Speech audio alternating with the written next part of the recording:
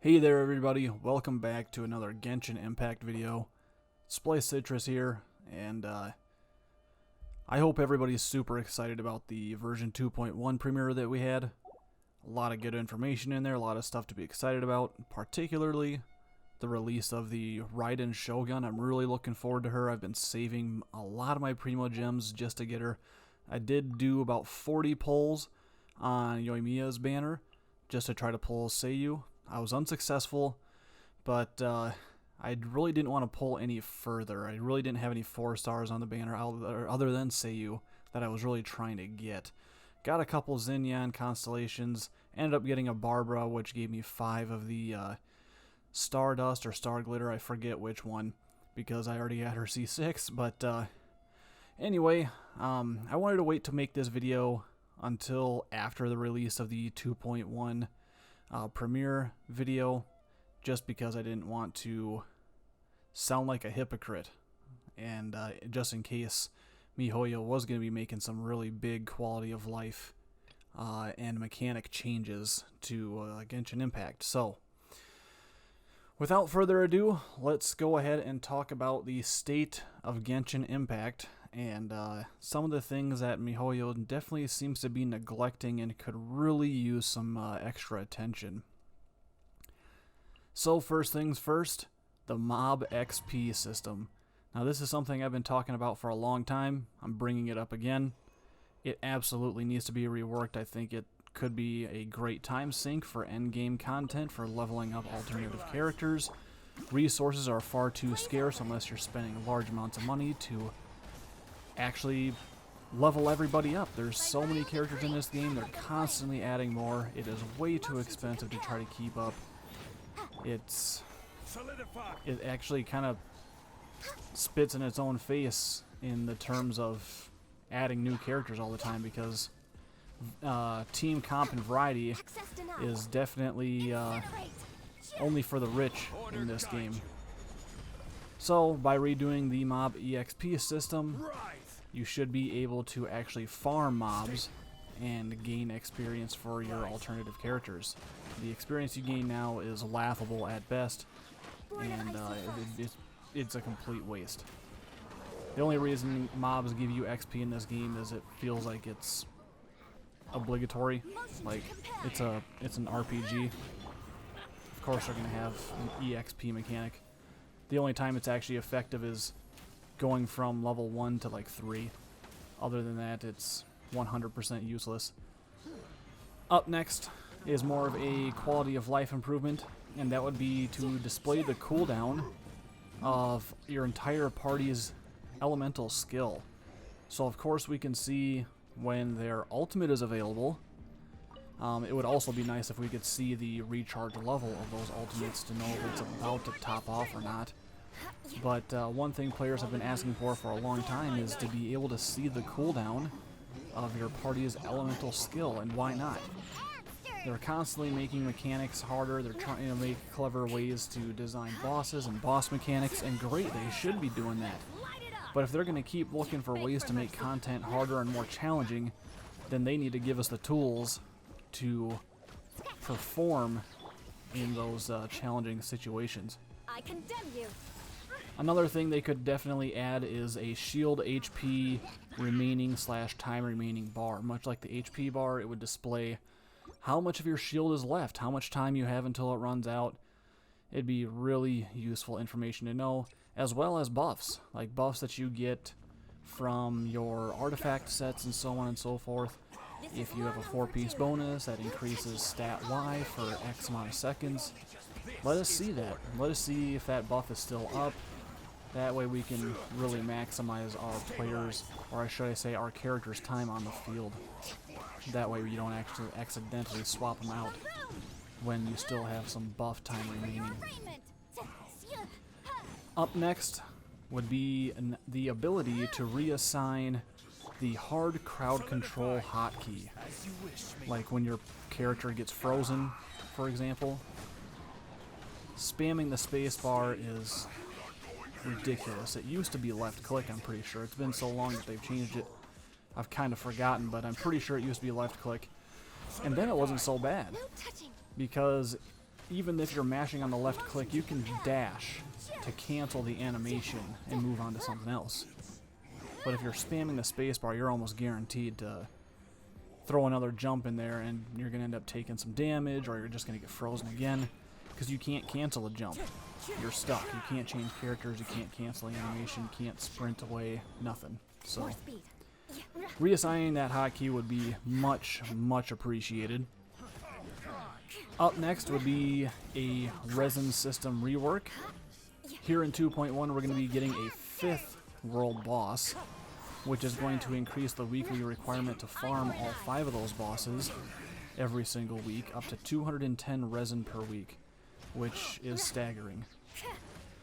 It wasn't quite this bad when we only had the 4, of course.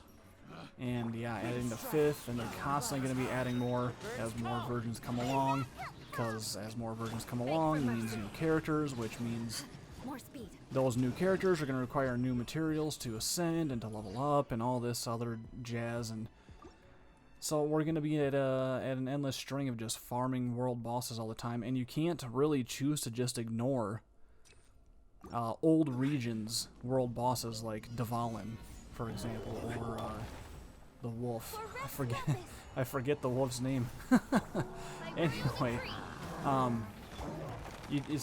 mean, you can technically decide to not do it, but wasting the chance at getting a prototype weapon blank or the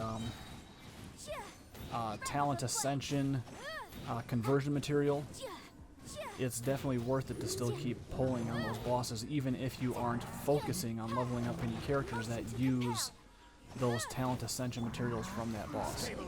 So it's still almost completely obligatory to run those bosses every single week. In addition to the resin system rework topic, increasing the regeneration rate would be really, really nice. It would be absolutely fantastic. Everybody would definitely appreciate that. Or, what they could also do is give players free resin for logging in at different intervals throughout the day. So, for example, if you haven't played MiHoYo's other title, Honkai Impact 3rd, they actually give away 60 stamina, which is the resin equivalent, twice a day, every single day, for all players who log in. And it doesn't have a window of time that you have to claim it within. It's basically, it gives you 60 stamina for lunch, so to speak, and then 60 stamina for dinner. So if you, depending on your time zone, if you logged in around noon, anywhere between noon and 5 p.m. or so, you could claim that 60 stamina, and then if you log in again after 5 p.m. until the daily reset, you could get another 60 stamina. So something like that would definitely be beneficial. Up next could be a artifact rework. So, as everybody knows, farming artifacts is a complete resin sink. You could spend thousands and thousands of resin before getting an artifact that's anywhere near worth a damn. And you might not even get it for the set you're looking for. So, what MiHoYo could do to help remedy this is to rework the domains for artifacts and basically cut them in half. And what I mean by that is, instead of having the possibility to drop 4 sets, which would be 2 5-stars and the 2 4-star sets, it would drop 1 of those 5-star sets and 1 of those 4-star sets. And it would rotate on the days of the week, just like the talent and weapon ascension domains do. And then on Sundays, of course, it would be the player's choice.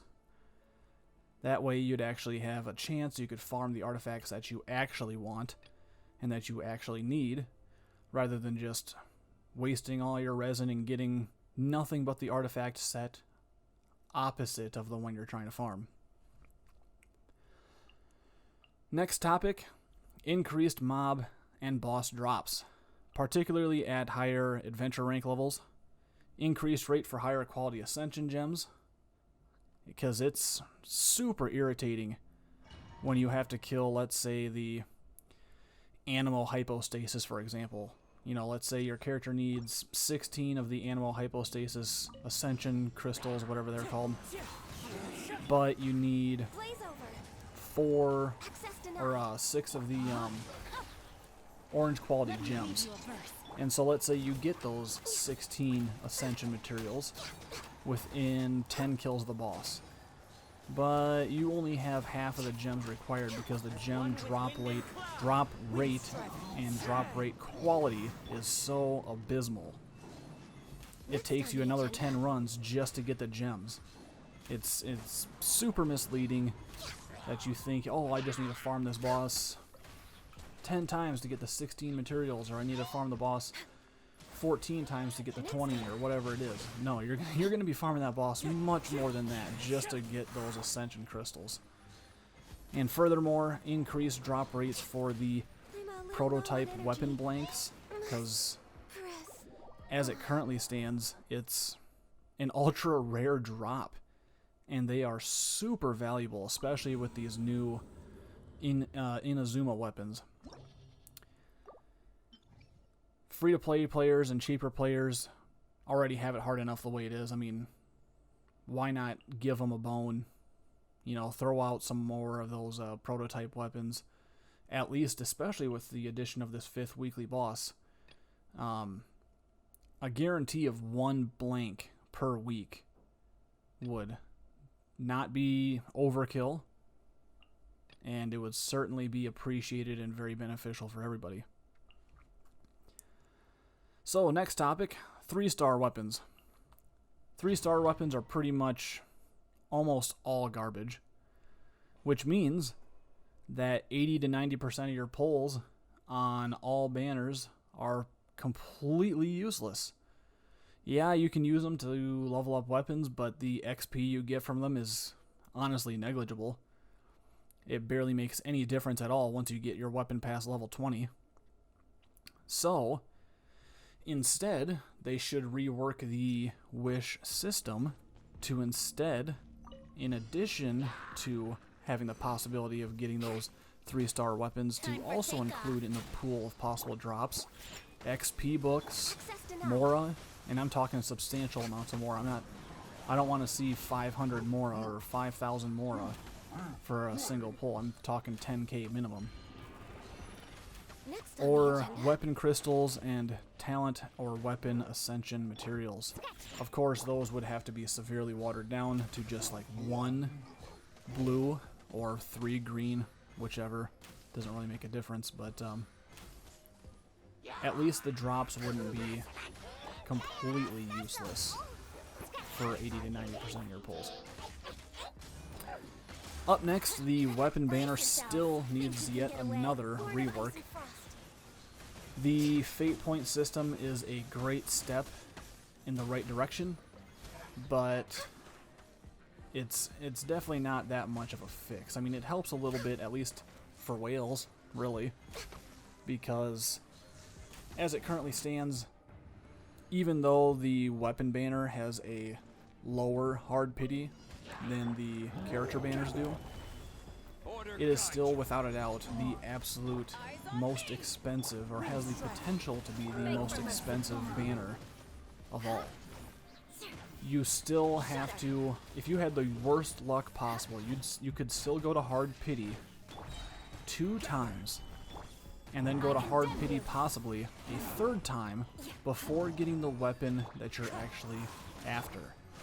That is an insane amount of primo gems and or money spent just to get a single copy of that weapon. Not to mention, if you're a whale and you wanted to actually R5 that weapon, it's still without a doubt the absolute most expensive banner, and it's way over the top. Fate points should roll from banner to banner. The fact that they don't basically makes that system almost negligible. Up next would be more of a quality of life thing. Being able to save artifact loadouts and builds that you can quickly swap between, that'd be pretty handy feature, especially for those who take the Spiral Abyss really seriously. Being able to swap those loadouts quickly, and rather than having to dig through all of your artifacts, try to figure out which ones you gotta put back on your character based on certain enemy types and so on and so forth. As well as have a key binding system to assign a hotkey, or like an assignment wheel of sorts, for gadgets to make switching between them much more easily. There's a lot of great gadgets in this game. I actually just unlocked the 30% glider speed from the rep vendor in Inazuma, and it's awesome. It's I'd love to use it a lot more often than I currently do. But since I don't like running a healer in my party, I basically keep the NRE equipped at all times. Not only would I like to use the gliding speed boost, I'd like to use the seed box, so that way when I'm picking seeds as I'm running around and exploring, or picking flowers rather, I'll get a seed that I can use in my Strung Teapot. But I don't like swapping back and forth, opening up my gadget menu every time I want to equip my NRE, because I run into a group of enemies and I decide it's just easier to take them out than it is to just try to avoid them entirely, and then furthermore I'll get some materials from it to boot, so killing them is always worth the effort. But as it currently stands, I just keep the NRE equipped because it's time consuming, it's tedious, and it's a pain in the butt to swap between swap between gadgets. Up next, another combat tweak, the addition of a target lock system as well as free aim for all abilities. So I'm not talking about just like bow users with their aim shot. I mean like when you're trying to use Venti's ult in Spiral Abyss and you wish you could just place it right in the middle of the arena because you have archers surrounding you or ranged enemies of any kind, and you just want to pull them all in. Well, you can't unless you get an enemy there first. Currently it's set up so that your ultimate just targets the closest enemy, and then you're only going to end up pulling in 1 or 2 enemies if you have 6 ranged mobs in a large radius around a stadium. As well as the target lock system, as I mentioned, it would actually make sure that your abilities, your basic attacks, as well as your elemental skills and bursts, will actually hit the enemy that you intend to. There's nothing more frustrating than popping an ability just to have the enemy slightly strafe to the side due to its natural movements or its ability movements, and your ability completely whiffs. Or it would at least hit an alternative enemy next to him, which is still somewhat of a plus. It's better than nothing, but having your abilities hit on target every single time would be absolutely a godsend. Like I said before, this game is getting more and more challenging. MiHoYo is getting more and more clever. They're thinking of new ways to challenge us with every new release. We need better mechanics on our end to face on these challenges. And then last but not least, another item I have mentioned before in the past, and this is definitely a quality of life improvement, but let's get a hold of some dark mode loading screens already. They already exist in the game. Dark mode loading screens, you can view them when your in-game time is nighttime. Your loading screen when you go from teleporter to teleporter is actually charcoal gray, and then the text and icons turn kind of a goldish color, and then when it's daytime, of course, it's white. Which, if you've played Genshin Impact in a dark room, you know how cumbersome those bright white loading screens can be. But anyways, that's going to do it for this video. Do you have any other suggestions for features that MiHoYo really needs to take a look at, or completely new features that should be added? Let me know down in the comments below. Let's have a discussion. As always, thanks for watching, and we'll see you for the next one.